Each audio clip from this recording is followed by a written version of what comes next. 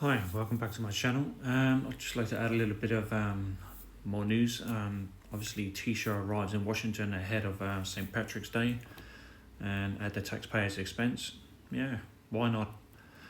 Tisha Michael Martin will turn his attention to business engagements in Washington, D.C. after a weekend of mostly cultural engagements in Philadelphia. And that's not exactly helping the people of Ireland, is it? This morning he will meet and speak with those from major Irish American firms. Again, I don't see the whole point of it because he's not even exactly helping the country or his people. Mr. Martin, Ireland's ambassador to the US, Geraldine Byrne Nason, and US ambassador to Ireland, Edward Walsh, will attend an Amazon and Enterprise Ireland breakfast event at a Dew Point Hotel. Again, how's that helping the Irish people? Not fixing the potholes in the road. They're not helping maintain homes for the Irish or the homeless. Later, Tisha is expected to give a speech at the St. Patrick's Day Business Leaders Luncheon.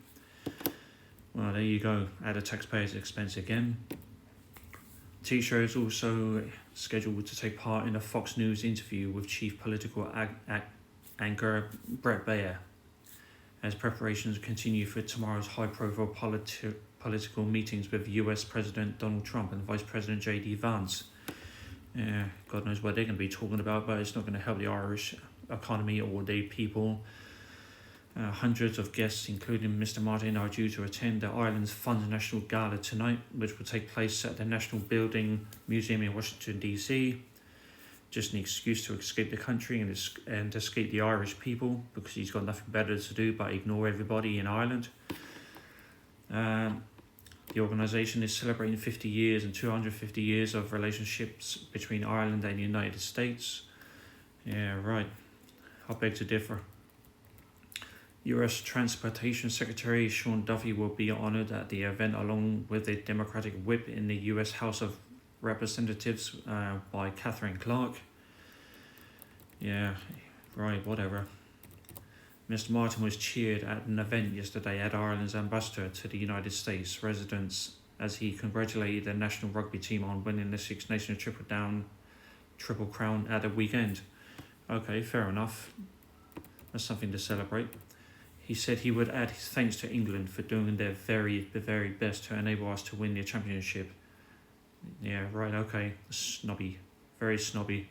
With reference to their narrow defeat to France, which saw Ireland miss out on the Six Nations title. It's a shame. Mr. Martin arrived in US capital yesterday evening, where he was marking the contribution of Irish people to the building of the country 250 years from the signing of the Declaration of Independence, and taking part in the Pennsylvania city's St. Patrick's Day Parade, which I really don't understand what anything has to do with the Irish people and supporting them.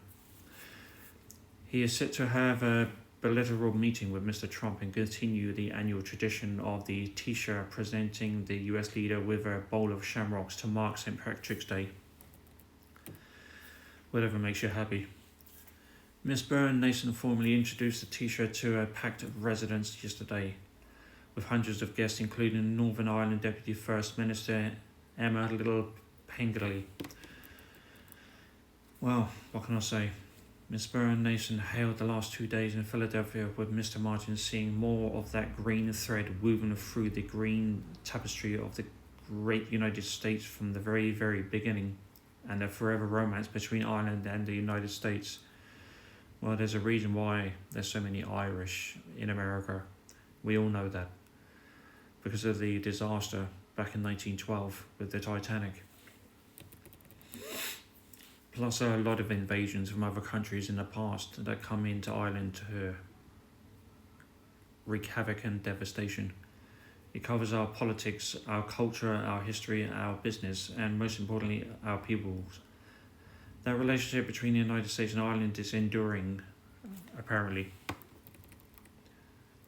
So, Mr. Martin says celebrating St. Patrick's Day across the Atlantic carries particular reasons, as the US marks 250 years since the signing of the Declaration of Independence. Okay, it's acceptable. He said for Ireland, the university of the signing of the Declaration of Independence is not simply an American anniversary, it reflects a shared history. Irish men and women were present at the founding of this great republic back in the day when it did happen. They served in American armies, worked in America's cities, contributed to its great debates and helped to inspire its dreams of a brighter tomorrow. How bright is that today? Not a great deal. The Irish helped to build the railroads, schools, churches, and the very communities that shaped this great nation from the earliest days to today. Irish hands and Irish hearts have helped to build America. Yeah, of course they have. Many generations have passed by, and we do know about that history. He said also Ireland's own journey to independence was inspired by the very noble ideals expressed in the Declaration of Independence. He added America played a decisive role in supporting peace and reconciliation on the island of Ireland. Yeah, so.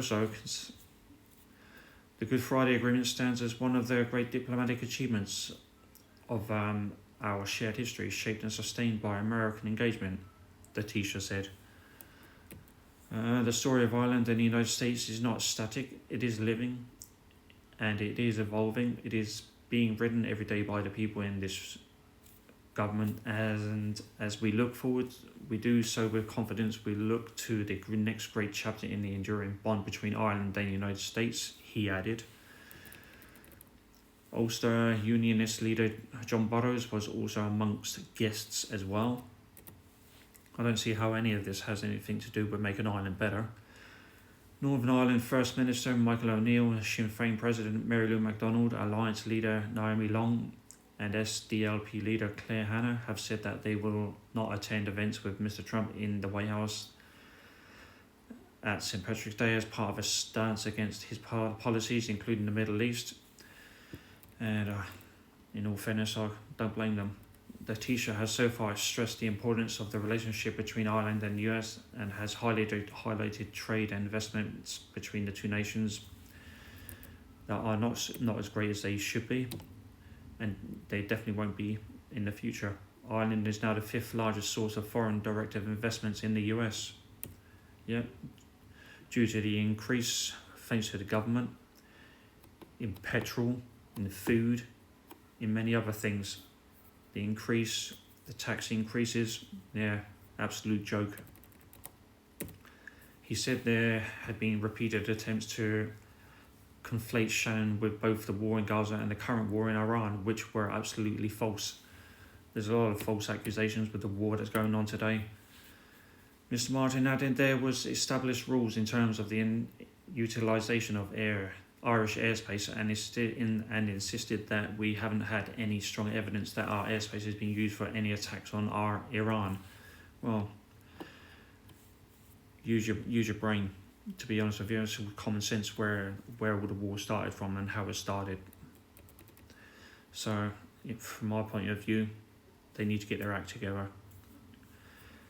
They're just making it all up as they go along. So, as far as I'm concerned, you're not fooling any of the Irish here. So, like, subscribe. If you want to hear any more content from my channel, please. Look forward to hearing from you. Thank you very much.